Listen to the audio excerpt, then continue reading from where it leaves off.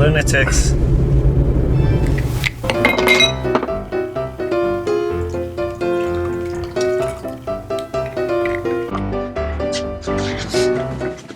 Hi, I'm Joshua Kemble, and this is vlog number 38. This is the vlog where I talk about Quarterly Stories, which is a comic that I handwrite, hand letter, and hand ink about faith and mental illness that's very personal to me. So, since my last vlog, I've done a few things. I've updated with a lot of filler strips, which I'll show right now.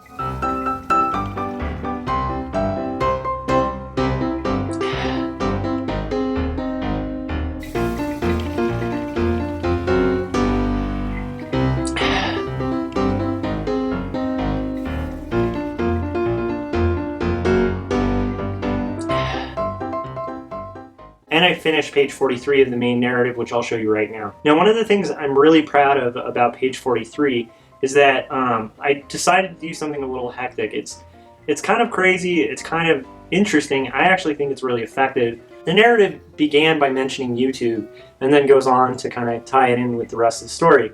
But I personally thought it would be really interesting to, since it mentions YouTube, to actually do the page itself as a YouTube landing page. So if you look at the page that this video is on, what you're going to notice right over here is a bunch of descriptions generally. And then like right down below, there's usually going to be other videos. And above, there's a YouTube logo and then basically like information about the search bar and stuff like that. So what I thought would be cool was to actually carry the narrative of the story for this page into the description on the YouTube page. So each landing page, each result of your search, the text actually creates part of the narrative. So why am I so excited about this? For a lot of you who are making comics, breaking out of the grid is probably nothing new. Generally, a standard comic is about 9 panels, 3 down, like 3 across and 3 down. And a 9-panel grid is a pretty effective way to tell a story. But I find that sometimes breaking out of that grid is really helpful. What was interesting to me about coming up with this concept and being able to execute it and basically post it online at quarterlystories.com for page 43 was the fact that it got me thinking about one of the things I love about comic books that's really unique to the medium, that really just a lot of industries and a lot of careers and a lot of freelance illustration and graphic design, all which I've had experience with. And at my day job, I'm an art director, so I experience design on a deadline with a committee quite frequently. So one of the things that I really enjoyed and found really liberating about working on this page, page 43, for this story where I got to come up with this YouTube landing page concept, was the idea that when I was roughing it out, which I'm going to show today. I'm going to show how I do comic book roughs and explain a little bit of what a comic book rough is. But what I thought was really cool was being able to have this moment where I read the text because I pre-script my stories, so I try to make sure they're working in writing before I bring visuals to them, and then I break down the script into pages and thumbnail those pages, and then from thumbnails I take photo reference, and then I pencil, and then I ink the pages. But one of the cool things to me was at this very beginning stage of breaking down the script into a thumbnail, I had this gut feeling that it would be really effective to make this a YouTube landing page. So one of the cool things to me about comics that's very unique is in film, generally like a student film or any film project like a video, a music video, a short film, you're going to have to cast actors, you're probably going to have to do lighting, you're probably going to have sound guys, you're probably going to have a guy doing a script. Sometimes that guy doing the script is going to be directing, but that director is still beholden to the team. There's still a team that's needed and very much involved in the process. And a lot of people like that about film. Similarly, like when you're writing, a lot of the time you're limited to having no visuals or describing those visuals. But one of the cool things about comics is it's one of the few visual storytelling mediums where you can basically take something from start to finish and there's no committee. There's no group of people to shoot down your initial gut feeling.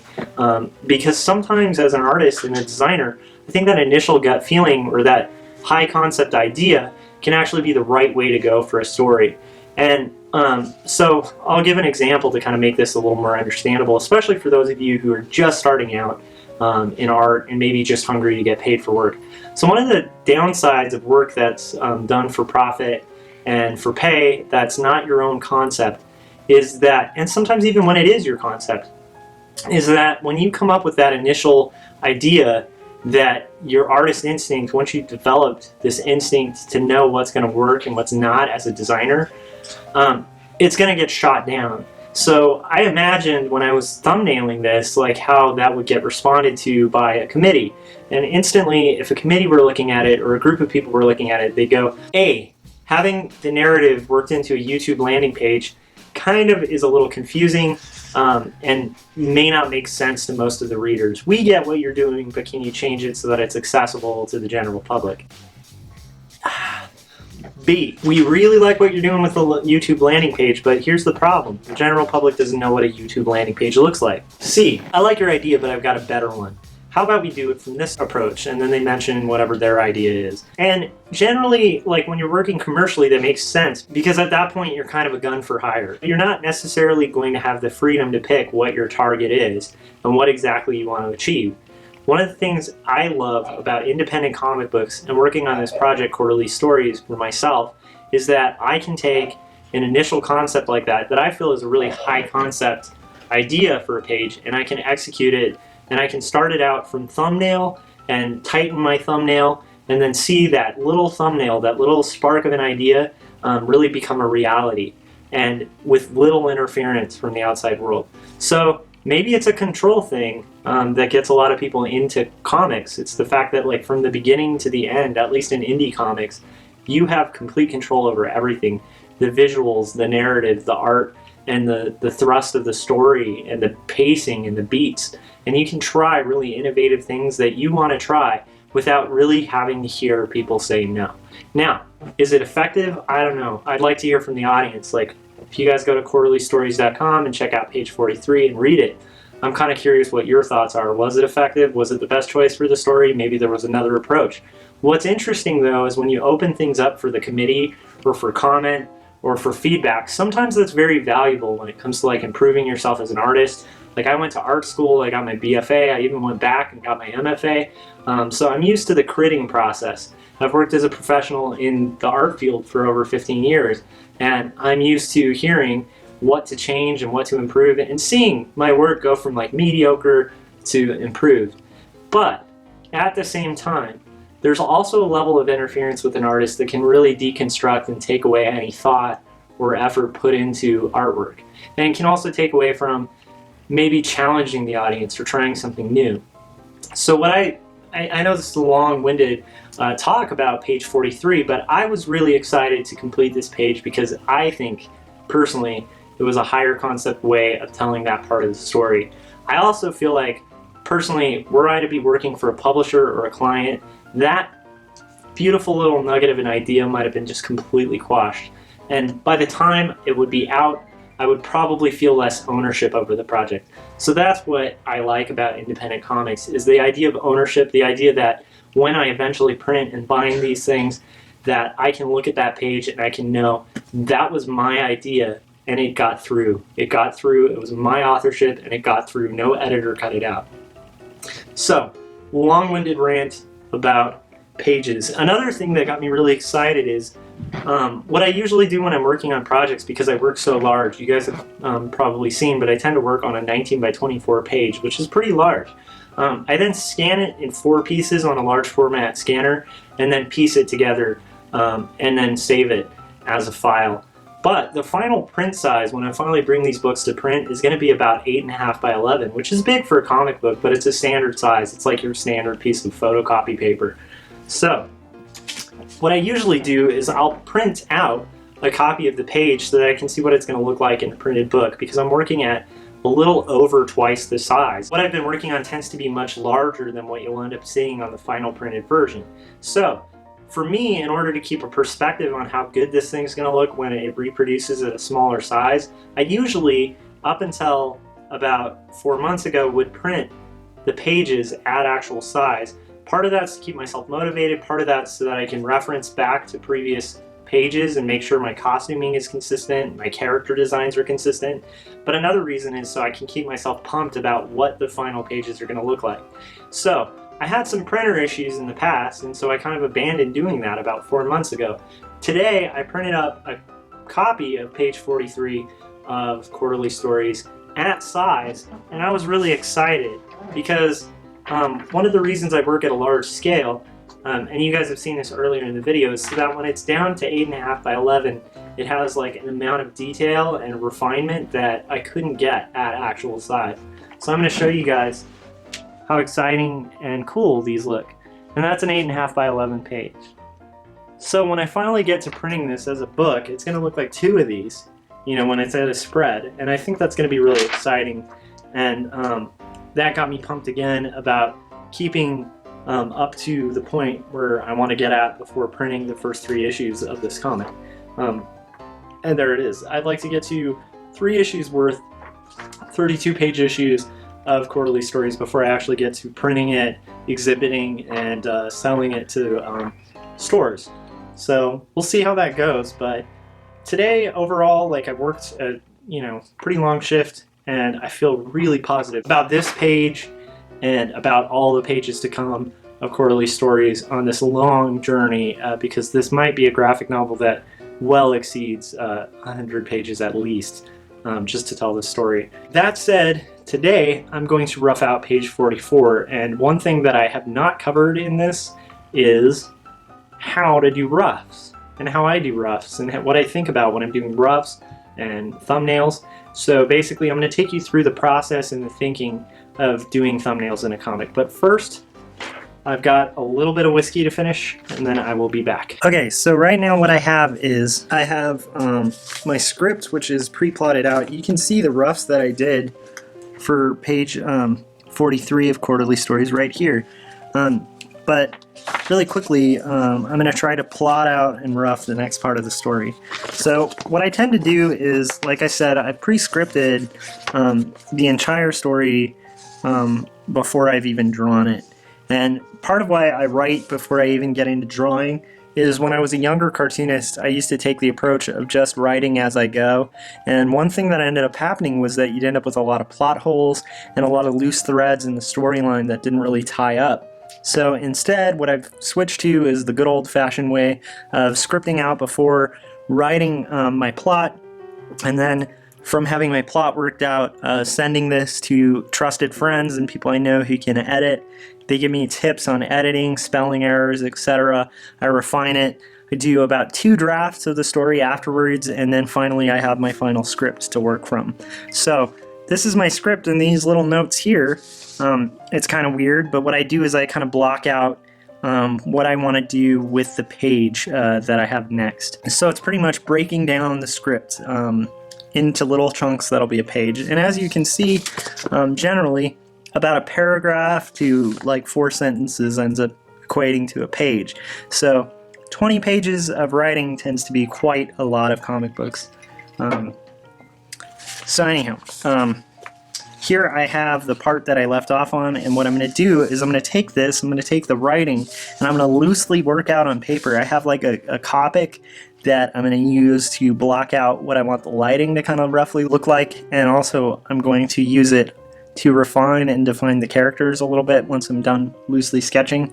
And because when I'm thumbnailing and doing roughs of a page, I'm not trying to nail exactly what it's going to look like. What I'm trying to do is make a loose sketch for myself to reference that gets a rough idea of what I want the page to look like. And then from that rough idea, I can refine it, or I can make changes, or I can cross out certain panels, and I can really make sure that I have a map, basically, for what I want to invest my next long amount of time to make the final page from. So for me, a lot of this, and to you, a lot of this may look like chicken scratch. And actually that's probably good, because I'm writing a code for myself to be able to work on the story that can be refined and revised without a lot of labor, and then I will take it from that to completion. So right now I'm going to rough out parts of the story, and I'm going to try to kind of figure out basically how I'm going to plot out my story. I like to use a Pilot V-ball pen. And part of why I like to do that is because it's permanent, so when I make a mark, I can't erase it. And actually that makes me be less precious. And the whole point of a rough is to be rough and loose and work out shapes and work out where you want your composition to work and where your word bubbles are going to go and all of that kind of stuff, but you're trying to do it very loosely and very quickly. And what I find is whenever I use pencil, I'd be tempted to erase or I just draw too lightly. And for me, since I am roughing this out, there's nothing more rough than a pen and permanent ink because you can't erase it. So for me, it makes me less precious. For you, other things, other tools might be better for thumbnails and roughs. So I'm also reviewing the script. And I'm also blocking out where I want the text to go.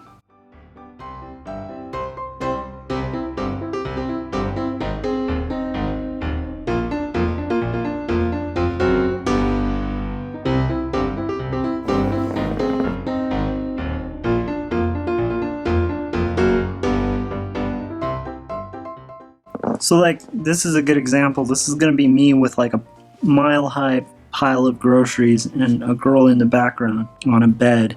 And once again, it's almost like stick figures, but this is a map for me. And once again, this map might change because the whole point of being loose like this is to be able to change the paneling.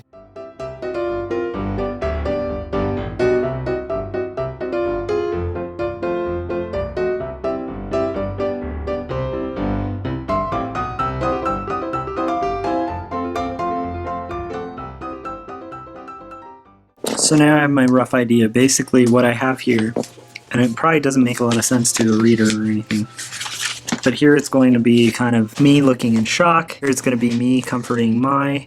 Here it's going to be me with a stack of lone groceries with the character, the girl in the background.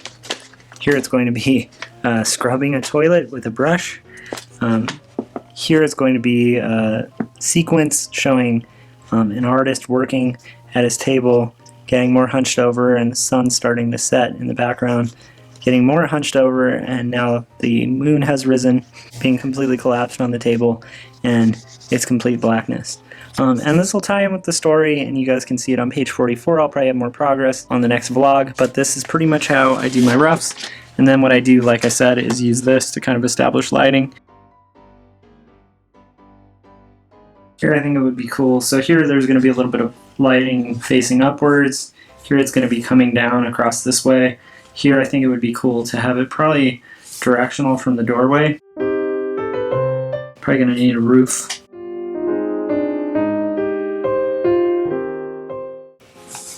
So now I have my lighting established. I know in this one it's basically going to be directional lighting going this way, dimming gradually till the last one. This one's going to be angled a little bit upwards, so that's a little more horrific, looking like a play on a horror movie, and as I've explained the other ones. That's my process of roughing out a page, and that should do it. Okay, so that should give you an idea of how I rough a little bit of pages. I got a little bit into how I like the freedom to do kind of heady stuff from rough to finish in a creator-owned indie comic. Let's see how page 44 turns out in the next vlog, which will probably be either pencils or inking of those pages. Thanks again to those of you who have subscribed, commented, liked, or shared my page. It really means a lot. It keeps this thing growing. And if you guys have anything you'd like to see in the comments section, please let me know. If you have specific ways that you prefer to do roughs, let me know that as well. And I'd really enjoy hearing that. All right, till next week. That is pretty good bourbon.